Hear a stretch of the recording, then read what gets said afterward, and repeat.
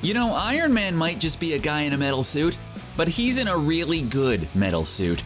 There are a few mutants who could take him on, but we've managed to round up some of the X-Men we think could defeat him in battle. Just keep in mind that there's more than one way to triumph in a fight.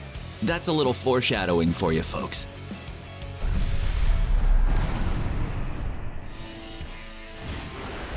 Number 1. Deadpool. Over the course of his comic book career, Wade Wilson has been smashed into bits by the Hulk, eaten by zombies, clawed apart by Wolverine, and basically shown off how indestructible he can be over and over again. He may not win every fight he's involved in, but he's immortal. While Tony Stark is, well, he's very much not immortal. I'm sorry, too soon, Endgame fans, too soon. Tony's Iron Man suit has no shortage of firepower, but Deadpool can't be blasted apart as easily as other opponents. Getting rid of him is so difficult that even he can't do it. One of Iron Man's main advantages in battle is that he can fire off blasts of energy at long range. And while that's definitely a massive plus in his favor, let's not forget that Deadpool's a gadget-happy superhero too.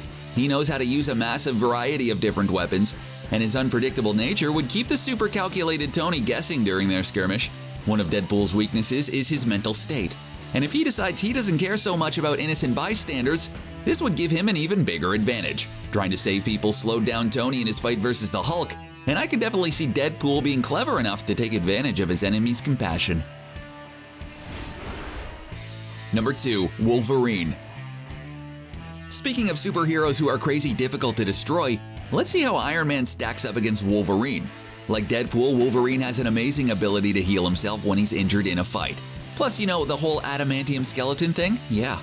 I'm not gonna argue about which is stronger, adamantium or vibranium. Frankly, I'd love to, but this is only a 10-minute video and I've got a lot of X-Men to talk about. But if you're an MCU fan, then just keep in mind that adamantium is comparable to vibranium in terms of its indestructible nature. Meaning that all Wolverine has to do is get close enough to Iron Man and slice him open like a tin can. Yes, in the comics, Tony has all kinds of super strong supersuits, but few things can stand up to the might of Wolverine's claws. You might think Iron Man's projectiles would give him an edge, but let's not forget that Wolverine is an experienced fighter with amazing moves. Plus, we've seen what happens when Tony gets too close to his enemies, and they're able to engage in some good old-fashioned fisticuffs. Schnink! Number 3. Psylocke. Psylocke is an Omega-level mutant, meaning the odds of anyone besting her in a fight are pretty darn low. She has incredible telekinetic powers, and can use them to manifest a wide variety of weapons, force fields, and give her the power of flight. Basically all the things that at least match, if not beat, most of Iron Man's suit-based tricks.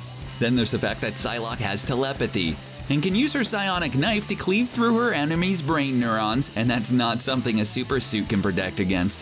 Now there could be a way for Tony to work around this using a technique we saw in the crossover event Avengers vs. X-Men. Iron Man developed telepathic lasers to neutralize such attacks, and managed to use them effectively on Emma Frost. But in the MCU, we've seen that he's susceptible to people using their powers to mess with his mind, so there's no guarantee that he'd have access to this technology in battle. Even if you give Tony the benefit of the doubt, and say he could ensure that she can't mess directly with his mind, she's still a master martial artist who can send out her own psionic blasts and choose from a number of powerful weapons. Even if she can't literally get inside his head, she could still slice him apart with her psionic blade. Number 4. Bishop. Despite his emotionally distant father, there's no denying that Tony Stark lived a privileged life. Unlike the mutant Bishop, who grew up in an alternate timeline patrolled by mutant-destroying sentinels. This isn't a match to see who had the saddest childhood or anything. I'm just saying that Bishop had a much greater incentive to get tougher sooner, and would be more than a match for Iron Man. Mostly I believe this because Bishop's main benefit in battle takes advantage of Tony's greatest strength on the battlefield. See, Bishop can absorb energy from his attackers. Not only does it not hurt him, but he can release it back at his attacker with an even greater force than he received it. Yeah, mutants aren't bound by the laws of physics, so that's how that works in this case. Iron Man's armor is sturdy but can only withstand so much damage. Tony's not known for being tentative in a fight. He goes all out. And I'd imagine he'd start blasting Bishop relentlessly, especially when he thinks Bishop is shrugging off his attacks. Then all Bishop would have to do to return the favor tenfold and blast Iron Man right out of the sky. Pew pew pew! Tony can be overconfident, and that could be a serious weakness in his fight against Bishop. Number 5. Kitty Pryde. Many fictional characters tend to underestimate Kitty Pryde, but that's a serious mistake, and not the kind that everyone survives. There are lots of different factors that go into a superhero matchup. I know I make judging comic book battles look easy, but trust me, it's hard work. But Kitty has a simple trick to take out Iron Man's greatest weapon. Local Avengers hate her. Let's see how one local woman disrupted the multi-billion-dollar Stark Industries. We know Kitty's able to pass through solid matter by rearranging her atoms, but she doesn't always leave the thing she passes through in one piece. She can phase through Tony's Iron Man suits, causing them to short-circuit, and completely eliminate them as a threat in no time at all. Even Tony admitted that her power is basically his kryptonite, and he wants to stay as far away from her as possible. If anyone's gonna destroy Tony's suits, it's gonna be him. Even though he can rebuild them in no time at all, Kitty destroying his suit would pretty much end their fight before it really began. She's a skilled fighter, and that paired with her powers would leave the mere mortal Tony Stark totally outmatched. Number 6. Cable. Everyone made a big deal about Tony Stark figuring out how to use time travel during Avengers Endgame, but how would he stack up against a time travel veteran like Cable? These two faced off against one another at Iron Man's insistence during Avengers X Sanction, and Cable was able to use Iron Man's own chest plate from the future to gain the upper hand. Getting taken out by your invention that you haven't even invented yet is definitely a unique superhero situation, even by comic book standards. Yeah, it's great that Tony can battle from within his metal exoskeleton, but Cable's cybernetic upgrades are part of his body. This means separating him from his weapons is a lot more difficult than breaking Tony out of his suit. Plus, depending on which Cable we're talking about, he might also have access to some psychic powers. And depending on which Tony we're talking about, that could be enough to end the battle right there. Number 7. Magneto. I know what you're thinking. Iron Man totally defeated Magneto when they went up against each other in Avengers vs. X-Men. But come on, we both know there were some special circumstances surrounding that fight. I mean, Iron Man is a guy in a metal suit and Magneto is the mutant master of metal. Seems kinda like a no-brainer, honestly. Yes, Iron Man did win in this particular battle, but only because he had a specially constructed suit designed with carbon nanotubes, so Magneto's powers wouldn't work on it. But since, many other things are made out of metal, Tony was still in serious trouble, even when he went all out in the offensive with his carefully prepared attacks. If the Phoenix Force hadn't interfered, Tony wouldn't have landed a lucky blow and won the fight. Basically, this really illustrates just how ridiculously good Magneto is against fighting Tony, even when the Avenger has a ton of prep time and special items prepared just for the match. If they were to have another battle without the ultra-powerful variable of the Phoenix Force coming into play, there's no way Tony would stand a chance. Number 8. Iceman. Kitty Pryde and Magneto might as well have been specifically designed to take down Tony Stark, but not all of his potential enemies are so widely overpowered. Tony's been stuck in the cold before, but he could find himself having to fight it if he ever takes on Bobby Drake, aka the Iceman.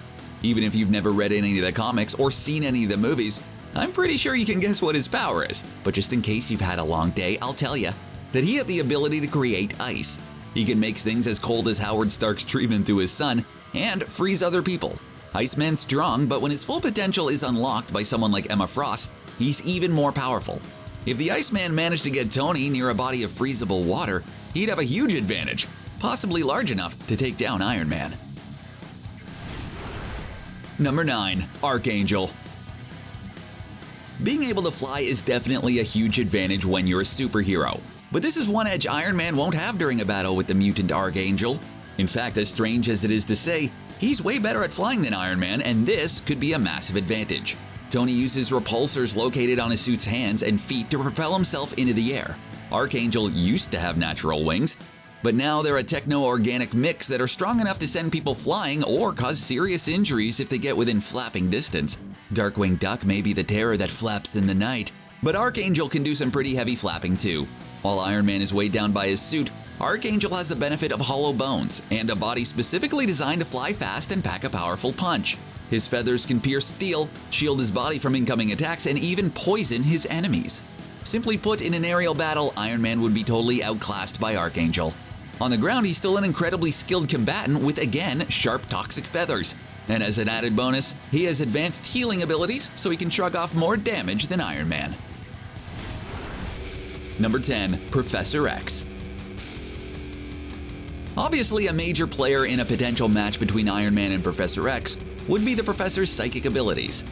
But as I mentioned earlier, Iron Man has shown that he can negate them during special circumstances and with enough prep time. It's debatable if this is a regular or reasonable part of his repertoire, or if it's like the Phoenix Force fluke during his battle against Magneto. But I'm in a generous mood, and I'll let Iron Man have the ability to prevent even the ultra-powerful Charles Xavier from messing with his mind, and without even having to wear a giant silly-looking helmet like Juggernaut. I know, I'm too nice to you guys. But just because Professor X couldn't use mind control on Iron Man, doesn't mean he can't use it on other people to fight in his stead. Like, say, the Incredible Hulk. Oh yeah. In moments, Professor X could tinker with Bruce Banner's brain, get the Hulk to pop out, and crush Iron Man like a soda can. Not only would he have the massive power of the Hulk, but he'd be able to utilize his incredible intellect during the battle. Tony's a smart guy, but I think Xavier is more than a match for him. From what we've seen so far, Tony has to get close enough to deploy his psychic defeating tactic. So all Professor X would have to do is stay safe distance while he lets someone else do all the fighting for him. Or he could just hook himself up to Cerebro and mess with Tony's mind from miles away. Number 11. Emma Frost. Emma Frost has the potential to defeat Iron Man in the most painful way possible by hitting him where it really hurts, his wallet. In History of the Marvel Universe number 6, Galactus talks about things that are yet to happen, including the marriage between Tony Stark and Emma Frost. So all she has to do is use her incredible powers to not sign a prenup, get a divorce, and sue him for all of his suits. Okay, maybe that's not how a battle between them would really go down. In fact, during Avengers vs. X-Men, the two former friends with benefits clashed, and Iron Man hit her with a swing of his microscopic telepathic tasers that neutralized her mind-based powers. But while he was busy patting himself on the back, as he likes to do, Emma just used another trick from her arsenal, transformed into her organic diamond form, and delivered one very expensive punch. Utilizing her second mutation greatly enhances Emma's strength, stamina, and durability at the cost of her telepathic powers. But it's still a good trade deal in this case, and would give her more than enough punching power to take down Iron Man. Number 12. Mystique. I was just joking about Emma Frost divorcing Tony into defeat earlier, but there's a serious point in there about the fact that there's more than one way to win a battle. Sure, it's always exciting to see a large-scale battle where everyone's going all out and showing off all their crazy powers, but there are a lot more subtle scenes which can also determine someone's fate. We know Iron Man doesn't always think straight when faced with a pretty face. Just look at how close Natasha Romanoff was able to get to him during Iron Man 2. If she had been sent to take him out rather than get a closer look at him, she could have done so easily.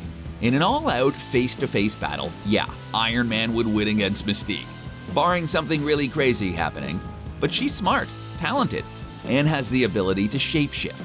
The MCU version of Tony didn't recognize that he was forming an army of disgruntled employees like Mysterio, so he definitely wouldn't notice someone like Mystique slipping past his defenses. Number 13. Negasonic Teenage Warhead. Now I'm talking about the Negasonic Teenage Warhead we met in the Deadpool movies, not the comic book version. I have a feeling Tony would easily make the same mistake Wade Wilson did upon meeting her and underestimate the extent of her powers and the awesomeness of her superhero name. She can generate massive explosions, mess with her opponent's energy fields, and use a force field to shield herself. Tony has a lot of fancy tech, but Ellie Famister is a skilled engineer as well. She was able to figure out how to fix Cable's time travel device, so I'm sure she could figure out how to take out Tony's suit. Number 14. XMan. As you've probably noticed by now, there are quite a few members of the X-Men who could take down Iron Man, at least in my humble opinion. But you don't need a ton of X-Men to do this, no. All you need is one X-Man, and that X-Man is X-Man. Hey, I didn't come up with the name. Nathaniel Gray was literally created to be the most powerful mutant on Earth, and he doesn't fall short of that.